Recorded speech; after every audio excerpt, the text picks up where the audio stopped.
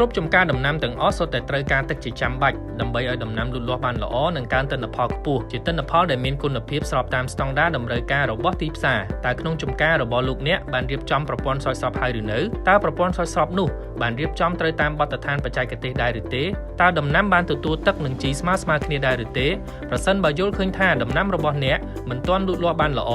ឬទទួលទឹកមិនទាន់បានគ្រប់គ្រាន់កុំខកខានក្នុងការតាក់ទងមកក្រុមការងារ GAN ក្នុងពេលឥឡូវនេះ GAN ជាក្រុមហ៊ុនឯកទេសក្នុងការរៀបចំនិងដំឡើងប្រព័ន្ធស្រោចស្រពទំនើបនៅតាមចំការគ្រប់ប្រភេទជាមួយគ្រឿងបង្គុំប្រព័ន្ធស្រោចស្រពពីប្រទេសអ៊ីស្រាអែល ទូគី និងសហរដ្ឋអាមេរិកយើងចាប់ផ្ដើមដោយការសិក្សាទីតាំងដោយផ្ទាល់វាស់វែងដីពិនិត្យប្រភពទឹកនិងវិភាគជម្រាលដីដើម្បីរចនាប្រព័ន្ធស្រោចស្រពឲ្យបានល្អបំផុតហើយកំណត់ច្បាស់ថាទឹកនិងជីអាចទៅដល់ដំណាំស្មើគ្នាមិនថាដំណាំនៅដីខ្ពស់ឬដីទាបយើងប្រើប្រាស់តែសម្ភារៈដែលមានគុណភាពខ្ពស់រួមមានប្រព័ន្ធដំណក់ទឹកក្បាលស្រោចស្រពនិងប្រព័ន្ធគ្រប់គ្រងសម្ពាធទឹកស្វ័យប្រវត្តិដែលធានាបាននូវប្រសិទ្ធភាពខ្ពស់ក្រុមការងារបច្ចេកទេសជំនាញរបស់យើងនឹងដំឡើងប្រព័ន្ធទឹកទាំងមូលធ្វើតេស្តសាកល្បងនិងបង្រៀនអំពីការប្រើប្រាស់ដល់ម្ចាស់ចម្ការដោយផ្ទាល់យើងផ្ដល់ជូននូវការធានាពេញមួយឆ្នាំជាមួយនឹងសេវាកម្មក្រោយការលក់និងការប្រឹក្សាយោបល់បច្ចេកទេសដោយឥតគិតថ្លៃ